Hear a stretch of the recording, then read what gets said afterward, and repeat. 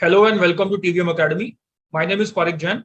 This is VARC 100, a free practice course for CAT verbal section. RC number 36 of the series. Let's begin.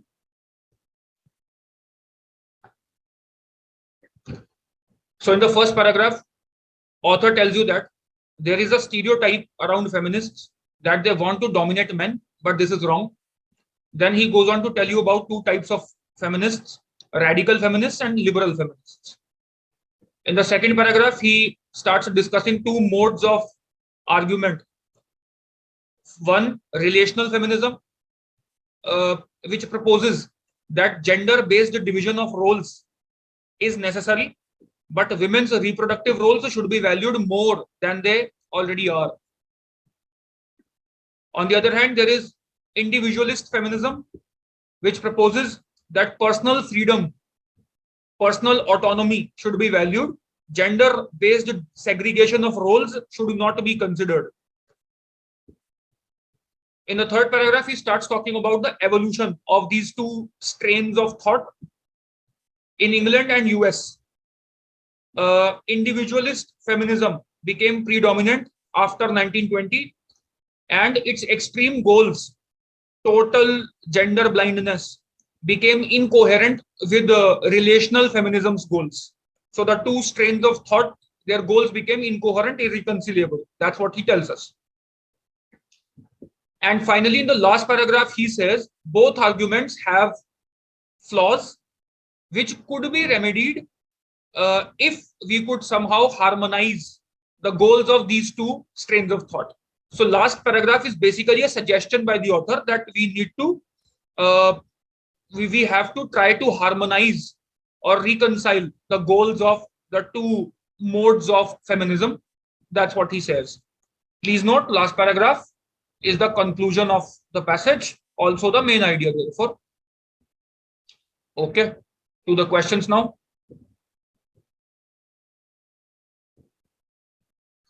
The author of the passage alludes to the well-established nature of the concept of individual rights in Anglo-Saxon legal and political tradition in order to do what? Now, clearly, when he talks about the history of evolution of these two strains of thought, he says,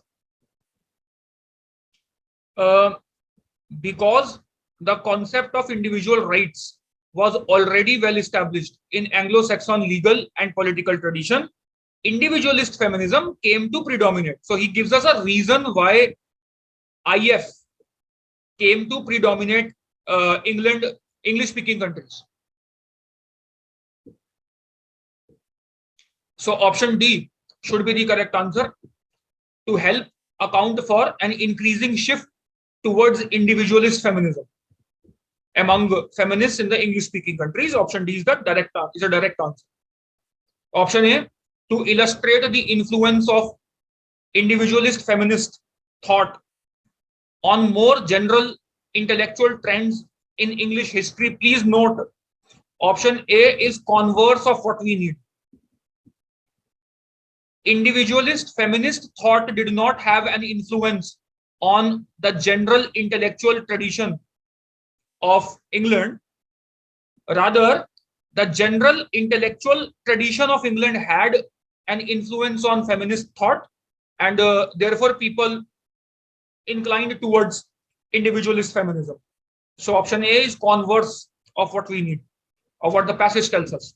Option B, to argue that feminism was already a part of the larger Anglo-Saxon intellectual tradition, even though this has often gone unnoticed by critics of women's emancipation. Please note,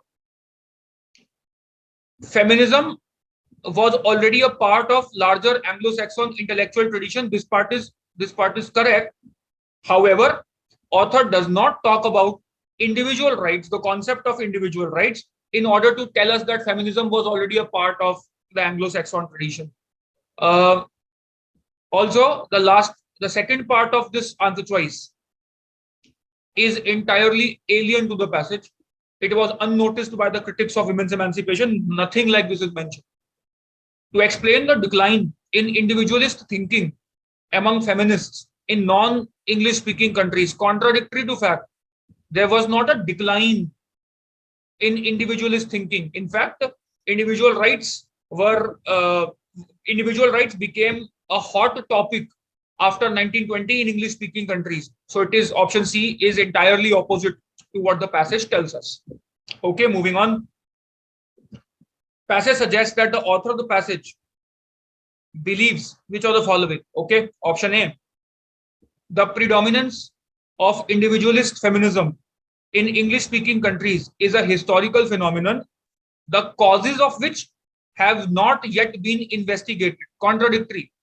The causes have not been investigated. In fact, the cause is that the tradition of individual rights became predominant after 1920 in these countries. That is why individualist feminism also became predominant. So causes are known already. So this is contradictory. Option B, the individualist and relational feminist views are irreconcilable. Now please note, this part of option B goes contrary to author's conclusion. He suggests that the two should be harmonized, IF and RF should be harmonized for a more fruitful model of contemporary feminist politics. Therefore, if he believes that they are irreconcilable, he would not give such a suggestion in the first place. Therefore, this is contradictory again. Option C, a consensus concerning the direction of future feminist politics will probably soon emerge. Has the author predicted that it will soon emerge? No. He has merely suggested that the two streams of thought, the two strains of thought should be combined for a more fruitful model of feminism. However, he has not predicted when it will emerge, when a consensus on feminism will emerge. Therefore, this is alien to the passage. Option D, political adversaries of feminism often misuse arguments, okay, predicated on differences between the two sexes. He has said here,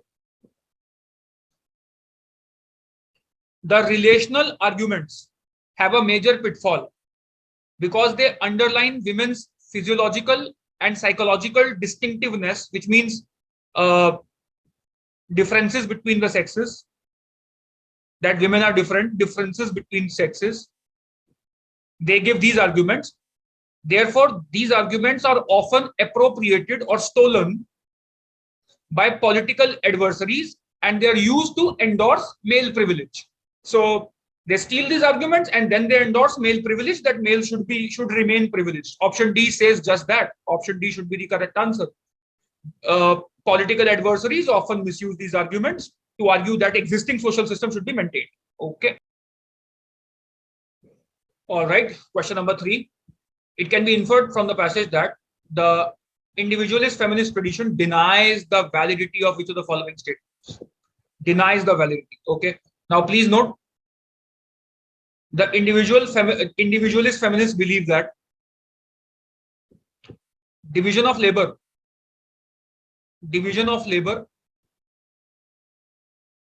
is not necessary between sexes. Basically, sex-based division of labor is not necessary. Gender-based division of labor is not necessary. Okay.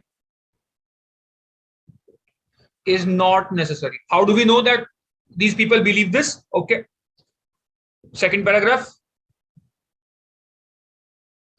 The relational feminists posit that the biological distinctions between the sexes result in a necessary sexual division of labor. So the RFs believe that the sexual division, sex-based division of roles, division of labor is necessary because of the biological differences between the two sexes. And the individual, the IFs, downplay the importance of gender roles. They downplay, which means they don't think that gender-based division of labor is necessary. This is what we are looking for. So they deny the validity of the statement that gender-based division of labor is necessary. This should be your answer. Correct answer, option C. That a division of labor based on gender differences is necessary, is necessitated. This is something that IFs will deny. That's what the question asks. They don't believe. Okay. Option A was tempting, probably. A division of labor can result in increased efficiency. Though we know that the IFs are against gender-based segregation of roles, we don't know whether they believe that it is efficient or it is inefficient. Efficiency is a factor never talked about either of the two feminists. Therefore, this idea is alien. Data is insufficient for us to conclude something about their perception of efficiency. Okay. The other two, B and D, are contradictory. These are statements that the IFs will agree with. They don't deny, they agree with it. They agree that a division of labor causes inequities. That's exactly why they demand total equality, absolute equality, gender blindness.